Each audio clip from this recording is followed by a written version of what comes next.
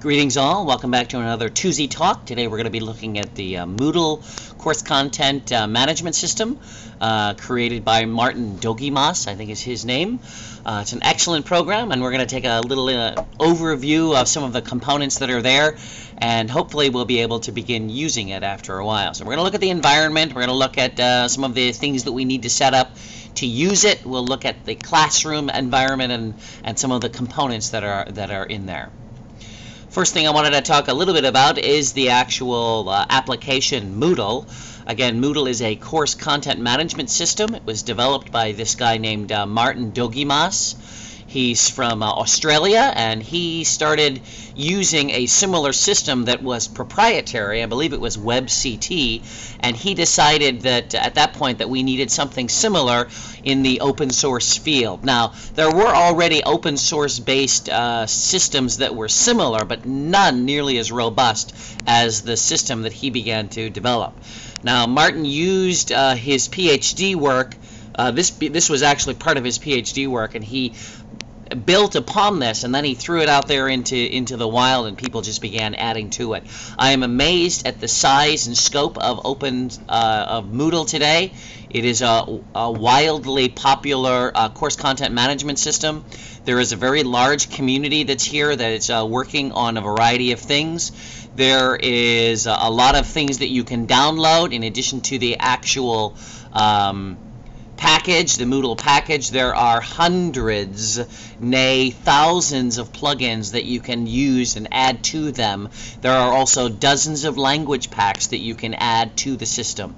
So it's a very, very powerful, and in my opinion, and I've used at least a dozen of these course content management systems, Moodle is by far the most powerful system that I have seen out there on the market. It does rival Blackboard. Now, Blackboard has gone out and acquired a number of other systems like WebCT, but Moodle is on par with something as powerful as Blackboard.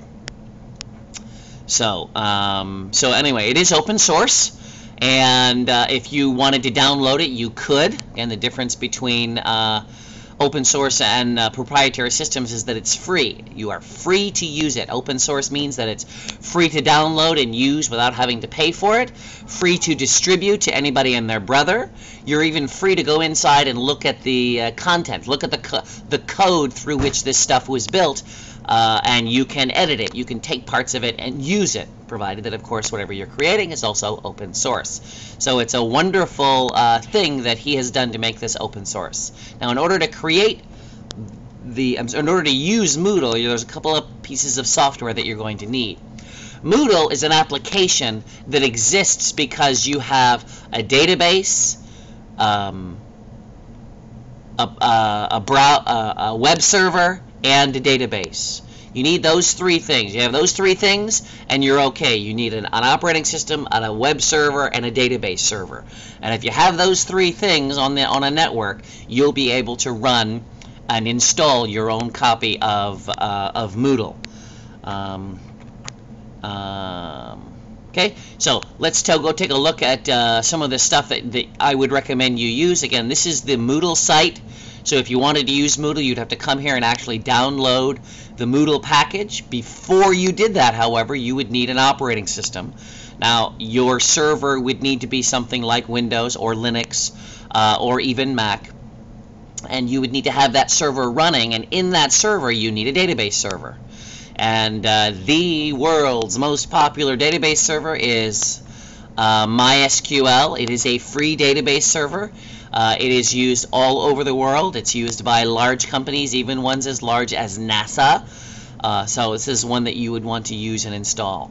Apache would be your web server, and there are other web servers out there, but Apache is the most popular web server in existence, and it is also open source. So these three applications, MySQL database, Apache web server, and Moodle, are all free. You don't have to pay in order to set these up. Obviously, you need to have some wherewithal. You need to understand how to do this in order to run the system. After you install Moodle, Then what you can do, so the overall installation is you need to have the operating system, you need to install a web server, a database server, then you install Moodle. And after it installs, you then can configure it. And there are themes to make it look a certain way. Like I said, there are hundreds of modules that you can add on so that you can attune this to your particular area. People have made, just for example, modules specifically designed for mathematics. Or they've made modules to allow you to do peer response, peer review. Somebody made the module, you can install that and use it. Like I said, there are hundreds, nay thousands of plugins and modules that you can add to the standard vanilla Moodle settings. And you want to set up a bunch of settings, a user agreement, not to abuse anything, or privacy issues, or how you deal with mail and security, and a whole bunch of other different things that you'll want to set up. That's pretty straightforward. As you see the questions, you can just answer them. And once that's all done, you'll be able to see the overall environment. Today we're going to look at the front page. We're going to look at some of the categories, the courses, users, and roles. Let's take a quick peek at an example of a Moodle installation. This is one of the Moodle installations that I have been using. You'll note nowhere on here does it say Moodle. If you are smart, though, there are hints to let you know that it's Moodle. This is some Moodle developmental work that's down here. Oftentimes there's a logo somewhere, and of course if you're used to using Moodle, very quickly you'd be able to see how it is. But this is the front page, and I have a list of categories over here. And sometimes you can have these categories in different locations. All these little pieces can be moved around. That's how they look. If we were to go into an existing course,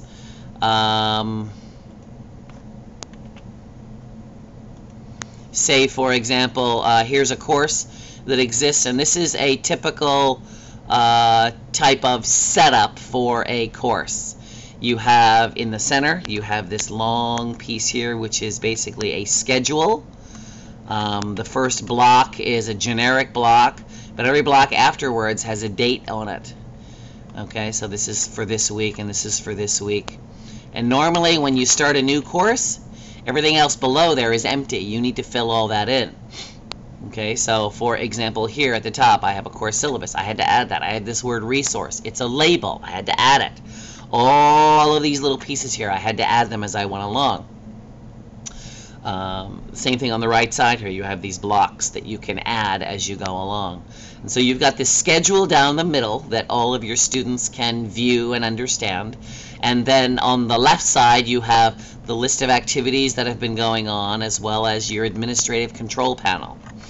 In the control panel there are a number of things that are here. One is of course your settings, and this is the settings for this particular course.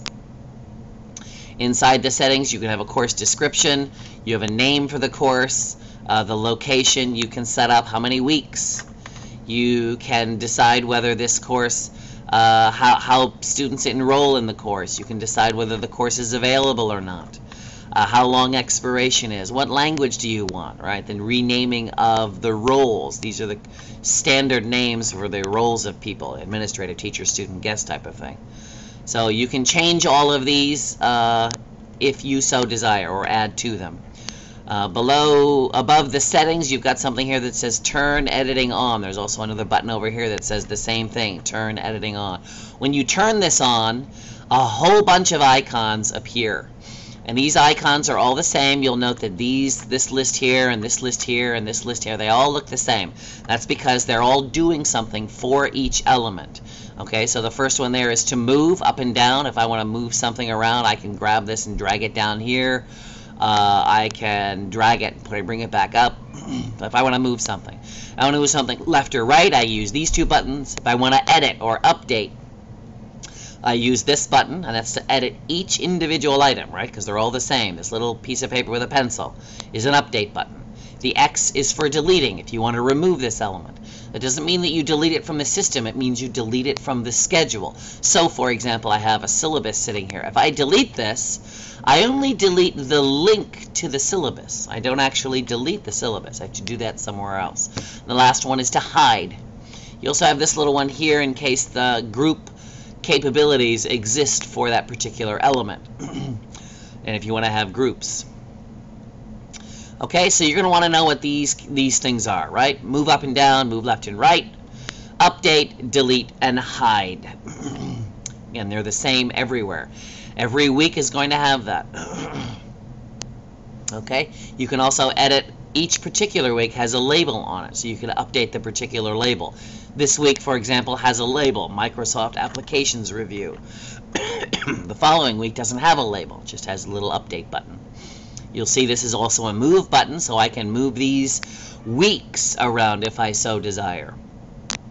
I can also hide a particular week if I'm interested. All right, and those are the main things that are sitting there as far as the main page is concerned. This particular example has a course page that has 3 columns, 1, 2, and 3.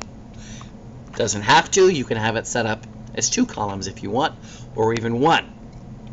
The system also has extra elements over here on the right-hand side, things right above me, that you can add. These are called blocks. These are block modules. And down here at the bottom, you can add more blocks. You can add everything that's here. Now, not all of these are standard. Some of these I added. I went to the Moodle website and I got them. And I brought them and I added them to the site so that they could be used. But you can add modules over here on the right-hand side. They're called blocks. You can put them over on the right, too, which is possible. All right, the other elements that you have for each week are 2 different things. You've got resources and you have activities. Resources are links to materials that allow you to add information that's not being graded. Okay, and that's the major difference. So you can have a book, and that's more like a digital book. It's a series of web pages that are all linked together with hyperlinks. You can insert a label, like this right here is a label. Okay, here's another one that's a label. Just a bit of information. I can add a label. I can make a text. I can make a blank page if I want. I can link to a file or website. I can link to a directory. Right here at the top where it says course files. So all that is a link to a directory. I can add a slide cast, or I can add an IMS content package. These are things that typically textbooks provide you nowadays. They give you a SCORM-related block of information that you can just drop load into Moodle. And you can create tabs if you like tabs. So for example, here's what a tabbed thing would look like. And this is just information. None of this stuff is graded. So all the things in resources are non-graded elements, right? They're not graded. They're just ways to get information to your students. Activities, on the other hand, are graded elements. These are things that you can provide for your students so that they can be graded by when they do them. So they have assignments, which is kind of a generic thing where they can upload one file or upload many files or write something online as an online text. They can do a peer review. Again, that's not standard. I added that because I teach writing classes and I wanted students to be able to review each other's papers and provide writing and review practice for the students. And then there are simply offline activities. I want to give students I want to tell them that their homework is to bring in a can of tomato soup, and if they bring in a can, I can give them a grade because this is an activity, but it doesn't require technology. You've got things like brainstorming, you can attendance, chats, you can have them, you can use a flashcard set and they have to practice with it. You can do a forum or a discussion board. You can do a hot potatoes quiz. You can make a glossary. You can make a questionnaire, a quiz, or a test. You can do a survey. You can do a Turn-It-In assignment where they actually have to turn it into the site in order to get it evaluated. You can do a web quest. You can make a wiki. And this is only some of them. Okay? Like I said, there are hundreds of these, nay, thousands of these available for you to add to your particular class. And each one of these things is a separate program, a separate little module that you can use to teach your students, and you can grade each one of these. Okay? The major difference between the two of these, the resources and the activities, that one is allowing you to add resources or not add resources. I'm sorry, one is allowing you to grade things, those are the activities, and one is just giving you the opportunity to add information, to provide information for your students. Okay? Editing any of these also gives you a little, what's the word here? Gives you a little window, like a word processing window, and you've got your typical margins and bullets and colors and shapes and sizes, and you can do that with any of the classes. Take a quick look back here and see if I missed anything. The front page, the courses, users and roles, I did not cover. We talked about the layout of the schedule, right? Okay, we should take a look at some of this stuff for a little bit more. I did talk about all these editing elements, and there are a lot of these editing tools. Let's just run over to the administration stuff. Over on the left-hand side here, you've got a little administration window. And this is where you as a teacher or you as an administrator can manage this course, and additionally you can manage groups of courses if you so desire. You can assign roles. You can decide who's going to be a teacher or going to be a guest or going to be a student teacher, who's going to be an administrator. And you'll just have a list of students on one side and you'll have the roles on the other, and you can just basically doing drag and drop or just sending things over. So those are roles. Users is not here. It's actually a separate database that's part of Moodle, but all of your users are simply in one locale. And if you have the authority, you can add and edit them. At the top here, you've got something called participants, and these are the participants for this particular class. If you are a teacher, you should be able to view all of those participants and help them if they have any questions with regard to their user profile. What other things are in here? Inside the administration panel, you also have files and questions. You can create a question database for this particular class. You can also create one for a particular group of classes. So if you wanted to share questions, you could do that. Or if you had the same section of a course and you had 5 sections of a particular course, you could set up the questions to do that. And you've got a place for files, all the files that you upload and share for your students. I think that's all for now that I want to show you. This again is a typical Moodle environment where you have a schedule that runs down the middle. You've got your admin panel on the left over there, and you have some blocks on the right hand side. You've got all these little doodads that are in here, the move left and right, edit, update, delete, and hide. Those are standard, and then your resources and activities. When you begin to play with this installation, you're going to get a blank vanilla page, and it's going to have a couple of these things listed here, but you as a teacher, you're going to have to turn on your editing, and you're going to have to start adding things as you go. And the goal again is for you to be able to come and learn how to do this. And so that's all I have here, a little recap. We're going to look a little bit at the environment, the overall environment, looked at some of the course settings and some of the major options. The next time that we do this, we're going to go a little more into detail. We're probably going to look at how to actually set up a forum, how to actually set up an assignment, so you can begin to go through that process. We'll begin to take a vanilla copy of a Moodle class and start to fill it in so that people can understand a little bit more about what it is. If you do have any questions, kindly just give me an email and I'll be glad to try to help you out. Bye-bye now.